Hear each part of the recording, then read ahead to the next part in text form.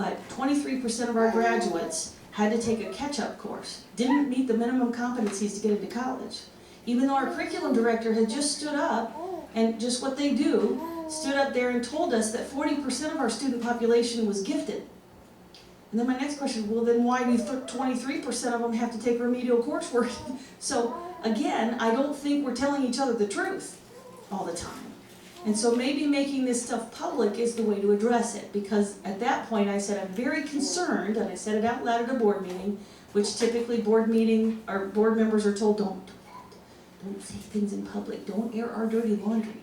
I mean, they're coached not to do that. So of course I went against my coaches. And I said, I'm very concerned about 23% of our students. That's 1 in 4 that graduate that can't get into college with what we give them. There's a disconnect. How are we addressing the disconnect between how we graduate them and what it takes to get into college? And so afterwards somebody came up to me and said, well, Dr. Kohls, you know, this number is a lot lower than the state average, so we're actually doing good. And of course I think your response would be, I don't take great comfort in knowing other schools do worse. That doesn't make me feel better about the success of our students. And we have to take possession of our students and say, no, every single one of them is important. And then the person's next comment was, well, some of these students probably shouldn't go to college. But again, if even one student can't make it into college, can't meet those minimum requirements, we have a problem. We want to take every single student to that level of minimum competency so that they can choose a career or college. But that's at least the bottom line bar. So again, making it public wasn't comfortable. I certainly got my share of criticism, not like that matters.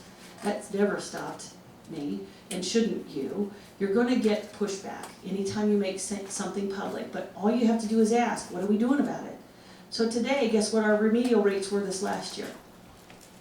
About 10% lower, 14%. We're one of the lowest in the state now. So all it took was making it public, making it a topic of conversation, and saying, how are we addressing it? Please pay attention to that. That is a measure of our teaching effectiveness and our program success. So I don't know where the breakdown or where the deficiency is coming from, but let's investigate that. And when I talked to our new superintendent, he was interviewing. And one of the questions, we all go around and ask questions, you know, you do that in an interview process, and I asked him, you know, were you aware, have you looked at the data for Springboro, were you aware that we had a 23% remedial rate? And, you know, lots and lots of schools are double and triple that.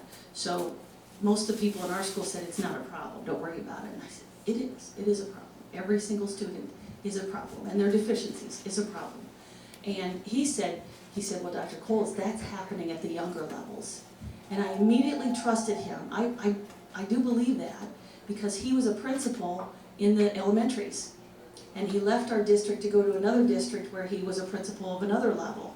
But he was able to identify at that time, and he showed me data. He was paying attention to that back then. He was presenting the data to the district about how they were missing some things at the younger levels that then gets aggravated or increased at the later levels. So he said, that's happening at the younger levels. And I immediately thought, here's somebody who pays attention to those numbers. Here's somebody who doesn't just pass it off and say, it's okay, we're still better than other schools. Somebody who identified a deficiency, wanted to address it, got frustrated because they weren't addressing it, and left because of that. I thought, he's hired. So he's our superintendent, so which is great, but he was outside the box. He wanted to identify those deficiencies and address them. That's exactly what we need. You need to hire people like that, make it public. And he does that. He will say sometimes during meetings, we have a problem here. We're going to work on this. At least he comes out with a positive solution, and he does. Okay, so some of the things that I wanted to let you know what has been done at the state level.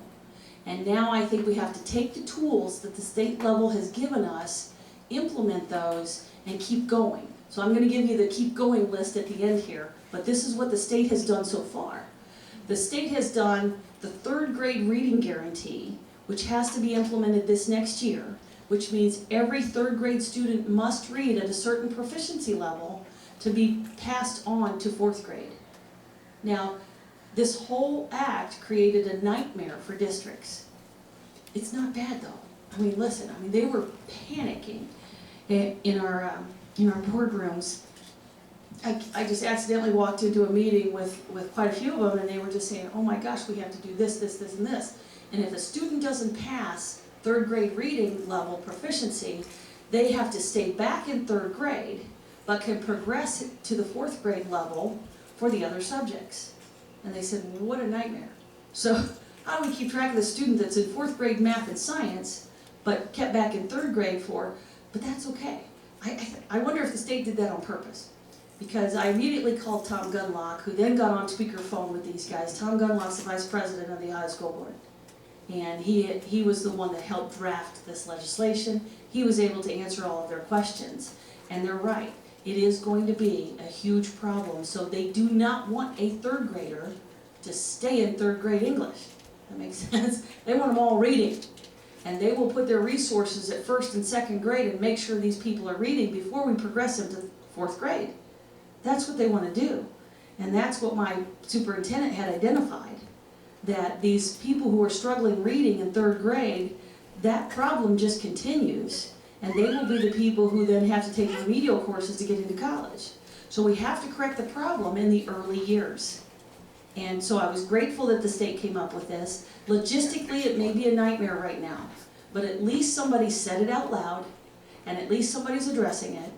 And I'll get to a little bit more of that later. A through F grading system. So I just kind of showed you, and I showed you last time I was here, what kind of a cruel hoax has been played on Ohioans.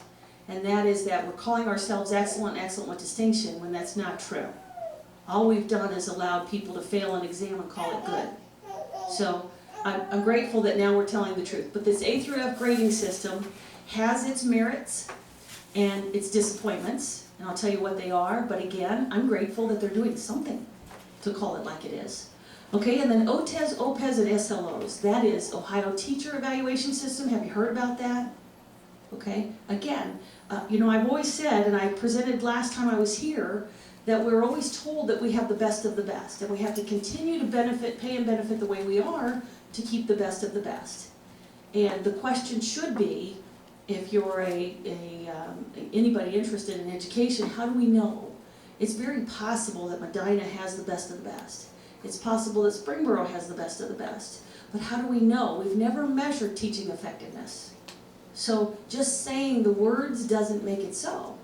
Let's start measuring. The state has instituted then these measurement criteria and these measurement tools. And they said you must adopt this summer with your labor units, ways to evaluate. So we have a memorandum of understanding, or is it a resolution? Either way, we have that the board has to adopt now. And so this next year we're going to pilot a teacher evaluation system and a tool and see if it works. If it doesn't work, then we got the next year before we implement it in full. But evaluating teachers is really, really important, because we have to know, you have to be able to identify that this person is really a rock star, and that that person deserves everything we can give him or her to keep them there. If they take a student from third grade to fifth grade because they give them 2 years of teaching success, a 2 years jump in that content area, that's a rock star. And I think those people deserve to be then held up as models. They deserve to be promoted, and they deserve more money. Whatever the market dictates, we need to pay them to keep them there, right? But those people at the other end who aren't able to get their students to move forward need to probably find another career. Right now, we don't have that opportunity. It's extremely rare to identify a teacher who's not performing. It's rare, and it's almost impossible to get them out of education. So that has to stop. Some of this failure is because we have kept teachers in positions that should be in some other field, not in education. And that's okay. So this teaching evaluation system, and the other one is Ohio Principals Evaluation System. We're going to be able to evaluate principals based on student success too. So I'm grateful that we're having the dialogue. It's overdue. And my superintendent has said that at board meetings. Long overdue, which doesn't earn him a lot of points with the labor unit. And then HB 165. Are you guys familiar with that? And I put HB, darn it, it's SB, sorry, Senate Bill 165. It was enacted last year, And our requirements are to have a test in place this year, so we're scrambling. But SB 165 says that every school district now must teach the original context of the 6 Founding Father documents. Again, I'm grateful because right now we just had Thursday night a humongous board meeting. Usually that means people are mad at us, which, you know, at Springboro that's not unusual. Because again, a conservative school board member is an outlier. And if you try to institute things that are not their typical, then they're going to come complain. And that's okay, that's how we do this whole process. We're probably going to insist that things go the way we want them to go, but it's okay that they come and voice their opinion. You've probably had some people come voice their opinion in city council. And I thank them for their opinion. And then I go have a seat. Anyway, one of the things, so line them up, I thank you, have a seat, next speaker. Anyway, so what we're doing is we're having to institute then policies that make sure we're teaching the original intent and context of the Constitution. Well, that's not always going over well, but it's helpful that I can point to the legislatures. So the question the other day, let me tell you about this scenario. So there's a policy meeting. It's one of my fellow school board members who's very much like-minded with me. And we were on a policy committee. And the department head for social studies, high school social studies, is in this meeting. And she's angry with us. Because what we have done was we've identified a list of appropriate resources to use for Constitution Day. We picked some that are like Hillsdale, you know, international. Anyway, we picked some sources that, of course, we like. And she's saying, you know, pretty much, how dare you? That's our job. It's not your expertise. Who are you? Don't tell us what to do. You know, that kind of stuff. And so my colleague, Jim Regano, says, do you think, I just need to know, do you think that this country has veered from the original intent of these Founding Father documents? Do you think the country's veered off of that path? And she thought about it, and her answer was no. And we knew immediately that, okay, here's our problem, is they think the way that things have been done is just fine, don't mess with me. And we're saying, and the legislature's saying, things are not fine, we have to change course here. And part of that is to get back to a classical style of teaching. Common Core's not it. I'm saying we're really struggling here because there's a lot of confusion. And so I had to get the ORC code, and I've set that around that says your school board is directly responsible for the curriculum. So they're telling me, get out of my business, you're not an expert, who the heck are you? You know, that kind of thing. Well, let's see, the Ohio law says that I'm responsible for the curriculum. So we're having that battle, I just want you to know. Not easy, but we are doing it. But that's Senate Bill 165. I'm at least grateful that we have it in law, and I can push that envelope and say it's law. I'm just trying to follow law. I'm innocent.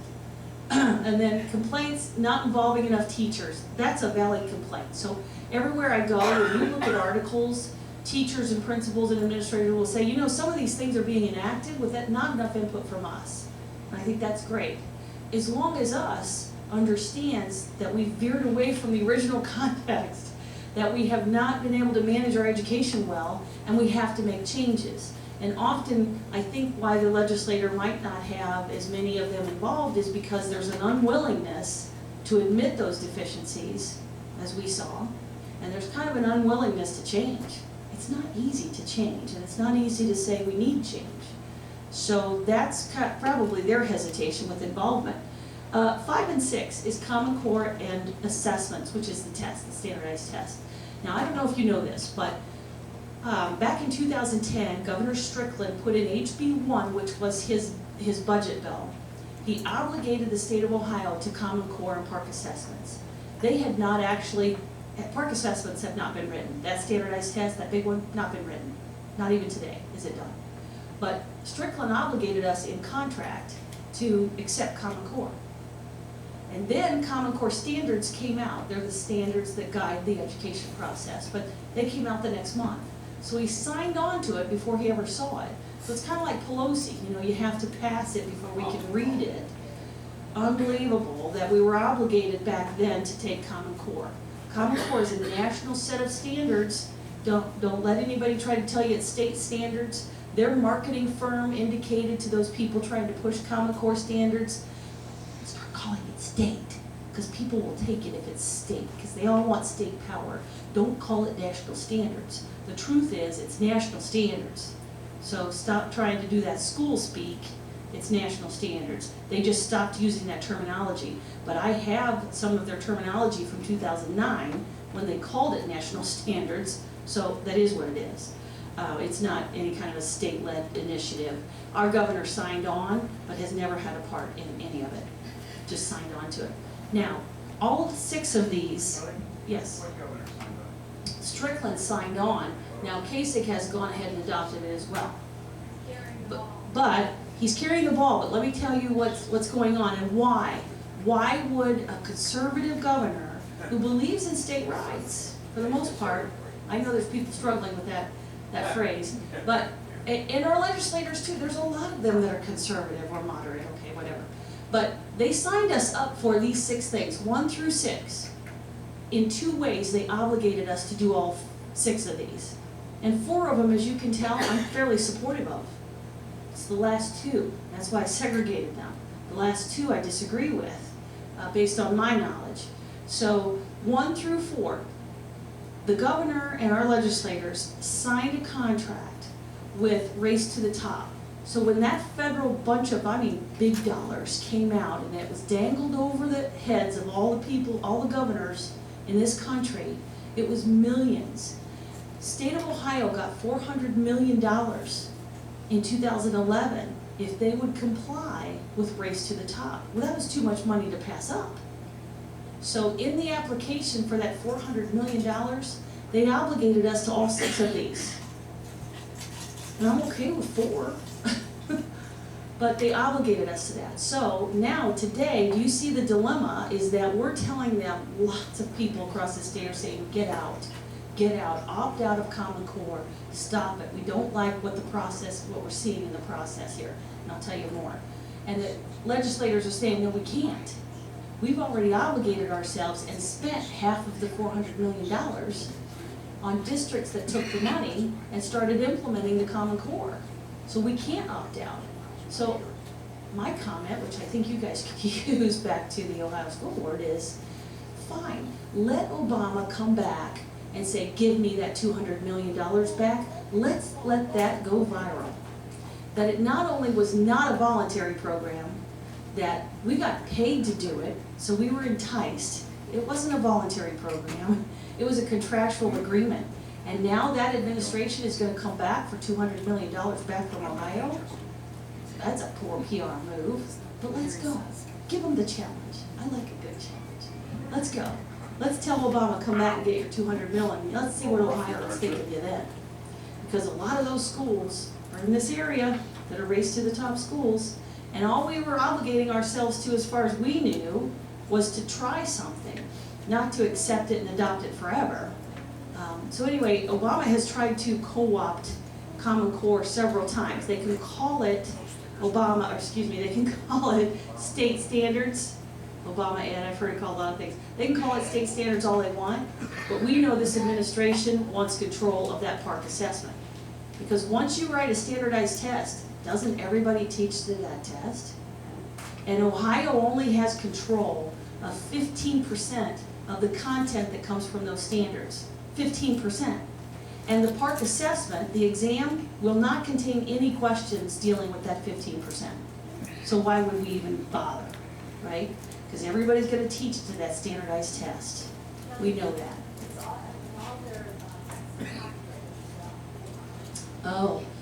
That's a whole, she's got, this is Connie King, and she's got the whole presentation we're doing on the 6th, so we can talk a lot of the details that you want. I'm going to go through with our suggestions for changing education. The Common Core is a pretty entrenched issue, and I'm just telling you, I'm a conservative, I'm a parent of 5 kids, it's not good for Ohio. And so I've given you this pamphlet, and you can look through it, and here's just my top 10 reasons or talking points. If you're talking to somebody, this is why I think it's not a good idea for Ohio. And all I've done was write a resolution. It's on our website, osblc.com, which is the other flyer. a resolution for school districts, and we can send it to your state legislators and say, look, we're thankful for the things you have done. You've done a great job. Great, let's give these things a chance to work, the top 4, but postpone implementation of Common Core until somebody's tested it. The problem is, it's just several paragraphs on different subjects. It's more in-depth, they say. I think it's just a bunch more words. And then we're supposed to dream that it's got depth to it. It's not there in the words. Words are gobbledygook, right? The words are important only in how you translate them, only in how you assess how they worked. So Common Core standards have never been tested, never been piloted, nothing. And the Fordham Institute, which is the marketing organization behind Common Core, has been paid $6 million by the Gates Foundation to market Common Core. And even them, even with all that money, and Gates Foundation is the one who has done all this Common Core stuff, even with all that money, they still admitted that there are 6 other states that have standards better than Common Core. They said that Tennessee, Texas, District of Columbia, California, Massachusetts, and Indiana all have standards better than Common Core. Rated them A's, and Common Core a B. So since Common Core's never been tested, so there's a bunch of words that nobody's ever used, no one ever has found out if it works, we're adopting that, and we're spending hundreds of millions of dollars on textbooks and materials and supplies and technology to sit in front of these children and teach this when we have no idea what it means? When we've got 6 states who are rated better, even by the marketing firm for the whole thing? It doesn't make sense. And if it doesn't make sense, you have to wonder, why are we doing this? So when I've asked those questions very seriously of our Ohio school board people, and I like them, I get along with them great. We have great conversations. Sometimes we leave and we just agree to disagree, but I've asked